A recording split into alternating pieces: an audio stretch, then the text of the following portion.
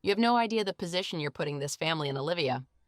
Your sister-in-law is trying to build something real, and all you can think about is protecting your own little paycheck. If you refuse to co-sign, you're telling everyone here that my son's wife cares more about spreadsheets than blood. Sign it tomorrow, or I will make sure Lucas understands exactly who he married before it's too late. Hi, my name is Olivia Harper. I am 26 years old. The call ended before I could answer. I set the receiver back in its cradle at my desk and stared at the spreadsheet still open on my monitor. The numbers blurred for a second, not because I was upset, but because the demand had landed with such precise, practiced cruelty. My mother-in-law had not raised her voice. She never did. She simply stated the new terms of my membership in her family as if they were already decided. I had met Lucas 3 years earlier at a work conference in Phoenix. He sold industrial equipment. I audited mid-sized companies for a regional firm. We married quickly, a courthouse ceremony followed by dinner with his parents. Vivian Harper had smiled through the entire meal, asking polite questions about my job while her eyes measured how much of her son's attention I was taking. Brooke, his younger sister, had been absent that night away on one of her frequent fresh starts. I had not known then that fresh starts in the Harper family always required someone else's signature. The next morning, I drove to the office as usual. The building sat in a business park off the 101 Nothing Special, just beige stucco and tinted glass. Tessa Lane, the senior associate who shared my row of cubicles, glanced up when I passed. "You look like you didn't sleep," she said. "I slept?" I answered. The phone didn't. She raised an eyebrow but didn't push. Tessa had a talent for noticing what other people missed in numbers. That was why I trusted her. At lunch, I stepped outside and called Lucas. He answered on the second ring, voice low because he was in his truck between calls. "Mom called you?" he said before I could speak. It was not a question. She wants me to co-sign a loan for Brooks Boutique. He sighed, the sound of someone already tired of a conversation that had not started. It's $50,000. Brooke has a solid plan this time. Mom thinks if we all stand behind her, the bank will approve it faster. $50,000 is not a small number when the last 2 boutiques closed in under a year, I said. My voice stayed even, and I am not on the loan. I am the collateral. Olivia, it's family. Brooke is my sister. If we don't help now, she'll lose the deposit on the space. Mom already told the landlord we were good for it. I waited. Lucas did not fill the silence with reassurance. He waited for me to fold the way I usually did when Vivian framed something as a test of loyalty. "I need to think about it," I said. "There's nothing to think about," he answered, and the line clicked off. I stood in the parking lot with the phone still in my hand. A delivery truck idled nearby, diesel fumes drifting across the asphalt. I noted the time on the dashboard clock of a passing car, 12:47. The conversation had lasted less than 3 minutes. Back at my desk, I opened a new browser window and typed Brooke's name into the county business records portal. Tessa walked past, paused, then leaned over the low partition. "You're looking up family again," she said quietly. "Last time you did that, it was because something felt off." "Something feels off," I said. She pulled her chair around. "Want a second set of eyes?" I nodded. We worked in silence for 20 minutes, pulling filings, old LLC registrations, and a string of small claims judgments attached to Brooke's previous attempts at retail. Each one had been settled quietly, often with money that appeared to come from Vivian's joint account with Gregory. No one had ever asked Brooke to repay any of it. Tessa sat back. "This isn't a fresh start. This is the same pattern with a new zip code. If you co-sign, you're not helping a business. You're buying her another year of not facing the last failure." I closed the laptop. The decision was not about the money. It was about the line Vivian had drawn in the phone call sign, or be recast as the outsider who broke the family. I had spent 3 years trying to stay inside that circle without disappearing inside it. The math was becoming impossible. That evening, I drove home to the townhouse we rented in a quiet subdivision north of the city. Lucas was already there, standing at the kitchen island with a beer. He did not ask how my day had been. He asked if I had signed the papers yet. "I haven't," I said. He set the bottle down harder than necessary. "Mom called again this afternoon. She said Brooke's crying because the landlord is threatening to pull the lease. She asked me why my wife is the only person in this family who can't see what's at stake." I placed my keys on the counter. The metal made a small final sound against the granite. "What exactly is at stake, Lucas?" He looked at me as if the answer should have been obvious. "Keeping the peace. Not making my mother choose between her daughter and her daughter-in-law, not turning every holiday into another reason for everyone to walk on eggshells around you." The words landed without heat, which somehow made them sharper. I had heard variations of them before, always delivered in the same reasonable tone as if I were the one creating the problem by refusing to absorb it. I went upstairs without answering. In the bedroom, I opened the top drawer of the dresser and took out the folder I kept behind the spare sheets.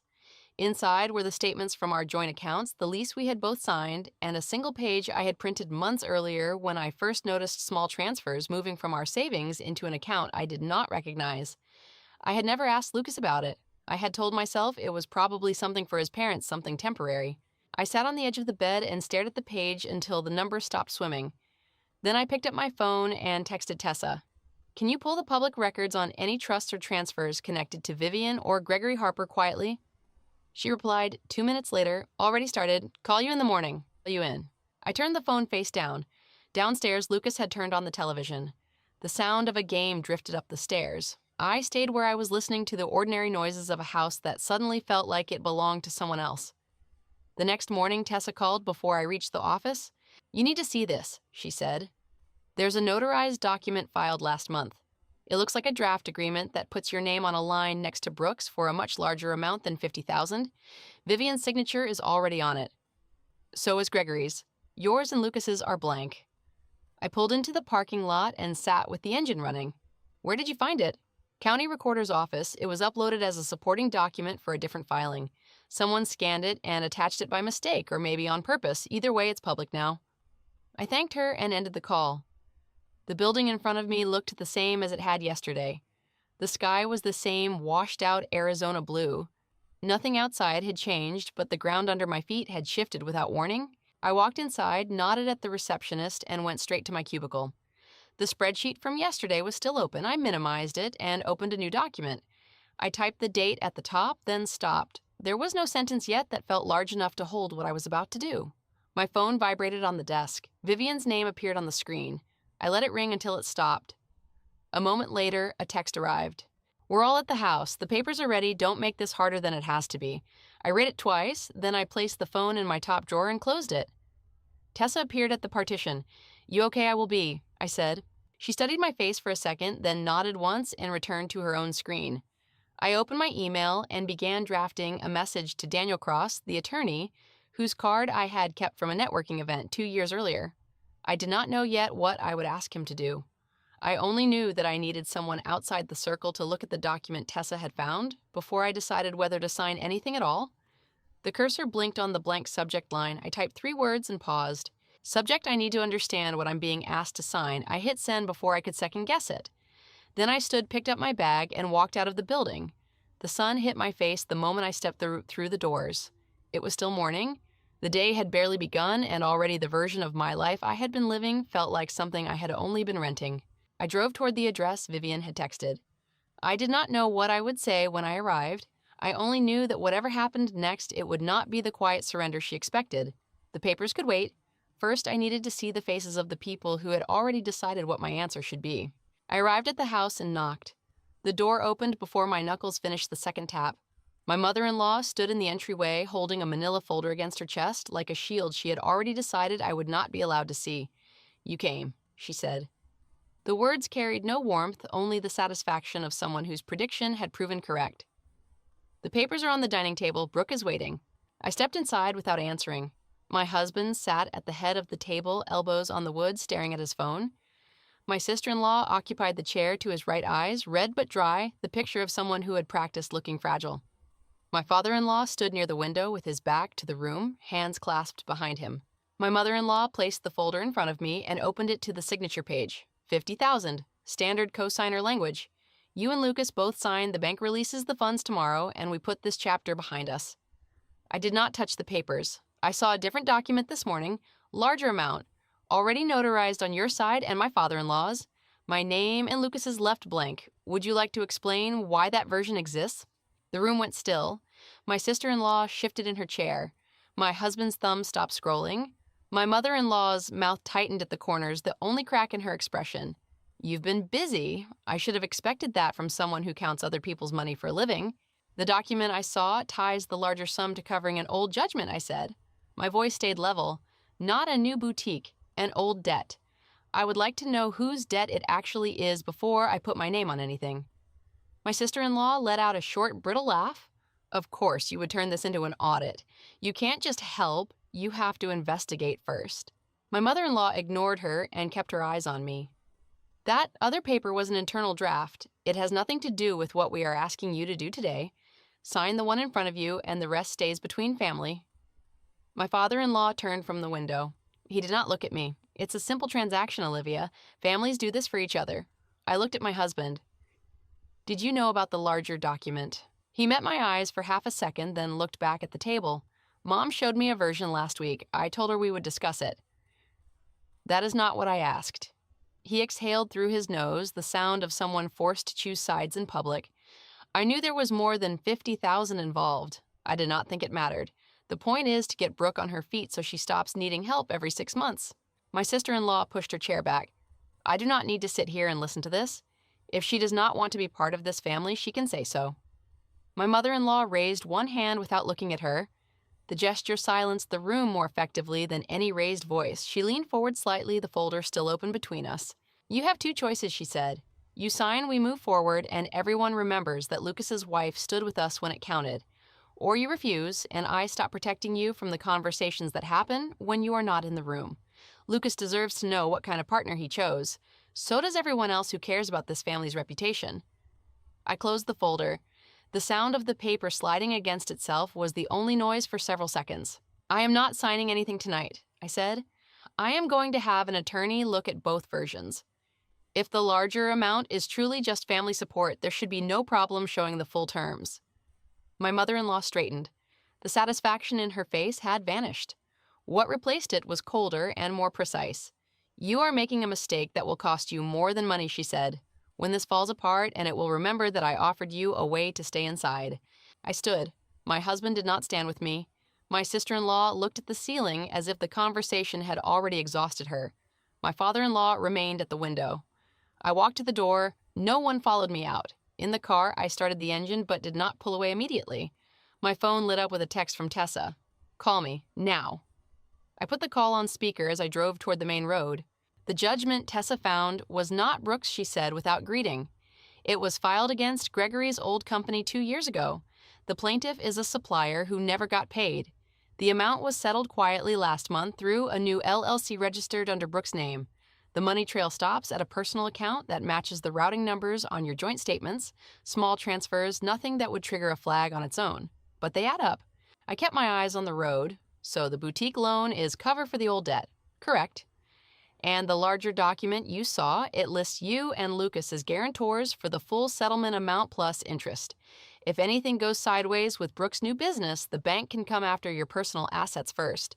Gregory's name is on the original judgment. Yours would be on the new one. A second text arrived while she was still speaking. It was from Daniel Cross. I reviewed the attachment. We need to meet tonight if possible. There is a second page that was not in the county scan. I thanked Tessa and ended the call. Then I dialed Daniel. He answered on the first ring. I pulled the full filing. The second page assigns any future proceeds from Brooks' business directly to a trust controlled by your mother-in-law and father-in-law. Your signature on the first page would effectively make you a silent partner in whatever they decide to do with the money after the debt is cleared. You would have liability without control. I pulled into a gas station lot and stopped. Can they enforce it if I never sign? They already filed a preliminary version with the bank using Lucas's signature alone on a related guarantee. It is not fully binding without yours, but it creates a paper trail that makes refusal look like you are the one breaking the family agreement. Your mother-in-law has already started making calls. Your division head received one this afternoon. The name appeared on my screen before Daniel finished the sentence. Richard Hale, my boss. I stared at it for 3 rings before answering. Olivia Richards said, voice careful in the way bosses use when they have already decided the conversation will be unpleasant. I just got off the phone with a woman who identified herself as your mother-in-law. She wanted to know whether the firm had any policies about employees involving their families in questionable financial arrangements. She mentioned a loan and your name. I told her I could not discuss personnel matters. She said she would follow up with HR if she felt it necessary. I waited for the rest. She also said your husband was concerned about your recent stress level and that you might benefit from some time away from client-facing work. I am required to document the call. I wanted you to hear it from me first. Thank you for telling me, I said. Whatever is happening at home, keep it there, he said. I do not want to receive another call like that. The line went dead. I sat in the idling car with both calls still open in my mind. My mother-in-law had moved from private pressure to professional exposure in less than 24 hours. The document I had refused to sign had already been positioned as evidence of my unreliability. My phone buzzed again. This time it was Lucas. Mom says you left without signing. She is calling the bank in the morning to tell them the family backing fell through. She wants to know if you are coming back tonight or if I should tell her you have made your choice. I typed 3 words and sent them. I am not coming back tonight. Then I opened the Maps app and entered Daniel Cross's office address. The route appeared in clean blue lines. I put the car in drive and pulled onto the road without looking at the rearview mirror. The decision to leave the table had been small. The consequences were already multiplying faster than I could track. My mother-in-law had made the next move before I reached the car. She had not raised her voice once. She had simply expanded the battlefield. My phone lit up with one more message as I merged onto the highway. It was from Tessa again. One more thing, the registered agent on Brooks' new LLC is listed as Tyler Vance. Same name that appears on 3 of the old small claims filings as the person who picked up the mail. I am sending you the links. I did not reply. The name meant nothing to me yet, but it would. Everything that had looked like family loyalty was revealing itself as something narrower and more deliberate. I kept driving toward the only person I had found who was willing to read the paperwork without first asking me to sign it. I drove straight to Daniel Cross's office. The building was a low brick structure in a commercial strip near the freeway. I parked, walked inside, and sat across from him in a small conference room while he spread the scanned pages across the table. The second page was attached to the original judgment filing, he said. It creates a cascading guarantee. If Brooks' new LLC defaults, the bank can pursue you and Lucas first, then move to Gregory's remaining assets. Your mother-in-law structured it so the family trust she controls receives any recovered funds after the debt is cleared. You would carry the risk, she would control the upside. I studied the signature lines. My name was still blank, but the document already referenced a preliminary guarantee signed by Lucas alone. The date was from the week before the phone call. There's more, Daniel continued. The registered agent Tyler Vance appears on 3 prior filings as the person who accepted service for Brooks' previous failed businesses. He is also listed as the beneficiary on a small life insurance policy Gregory took out last year. The money trail suggests he has been used to move small amounts between accounts without triggering reviews. I took photos of the pages with my phone. What happens if I never sign? The preliminary guarantee Lucas signed creates some exposure, but it is limited. Your refusal forces them to either restructure without you or absorb the risk themselves. Your mother-in-law has already begun framing your refusal as instability. That call to your boss was the opening move. I thanked him and left. On the drive home, I called Lucas. We need to talk, I said. Tonight at the house. He arrived 20 minutes after I did. He looked tired in a way that had nothing to do with work. We stood in the kitchen because neither of us wanted to sit. Mom called me after you left, he said. She said you accused her of hiding things. She wants to know why you are treating family like a business deal. I saw the full document, I answered. The one that makes me the primary guarantor for Gregory's old judgment. The boutique is the cover story. Tyler Vance is the person moving the money. You signed a preliminary version last week. Lucas set his keys on the counter. The metal clicked once against the stone. I knew some of it, he said. His voice was quiet. Dad's company has been underwater for 2 years. Mom found a way to settle the judgment without selling the house or declaring anything publicly. Brooks' name keeps it off the main books. They needed one more signature to make the bank comfortable. I told them I would handle it. You told them you would handle getting my signature without telling me what I was actually guaranteeing. He did not deny it. I thought if you saw the numbers, you would understand it was temporary. Once Brooks' store is running, the payments come from there. You would never have to touch your own money. I placed the photos from Daniel's office on the counter between us. This is not temporary. This is a structure that keeps the liability on me and the control with your mother. If anything fails, I lose my credit and my savings before they lose anything. Lucas looked at the pages but did not pick them up. If you refuse, Dad's name stays on the judgment. The bank could still come after the house. Mom said she would rather lose the house than have the family name dragged through court. That is her choice, I said. It is not mine. He finally met my eyes. She is not going to stop. She already told Richard at your office that you are under stress and making poor decisions. She will keep calling until someone listens. If you walk away from this, she will make sure everyone knows you chose your job over your husband's family. I felt the familiar cold clarity settle. It was the same feeling I had after the first phone call, only sharper now, because the cost was no longer hypothetical. I am not signing the papers, I said, and I am not staying in a marriage that requires me to absorb your family's debts in secret. I am filing for legal separation in the morning. You can stay here or go to your parents. I will take what I brought into this marriage and nothing more. Lucas's face changed. The tiredness became something harder. You are choosing to blow up our life over a signature. I am choosing not to let your mother finish what she started with that phone call, I answered. The guilt you are trying to hand me belongs to the people who created the debt. I am returning it. He picked up his keys. Mom was right. You were never going to be part of this family the way she needed you to be. He walked out. The door closed with a sound that was final without being loud. I packed one suitcase. I called Claire Benson, the friend I had known since college, who lived 20 minutes away. She answered on the second ring. You can stay as long as you need, she said after I'd told her the shortest version. No questions tonight. I drove to her apartment with the suitcase in the back seat and the folder of documents on the passenger seat. Vivian's number appeared on my phone twice during the drive. I did not answer. The third time, a text arrived. You are making the biggest mistake of your life. Lucas deserves better than someone who abandons family when things get difficult. Do not expect us to welcome you back when you realize what you have lost. I read it once, then blocked the number. The next morning, I met Susan Reed, a family law attorney Daniel recommended. She reviewed the documents and filed the separation paperwork by noon. The preliminary guarantee Lucas had signed created some joint exposure, but my refusal to add my name limited how far the bank could reach into my individual accounts.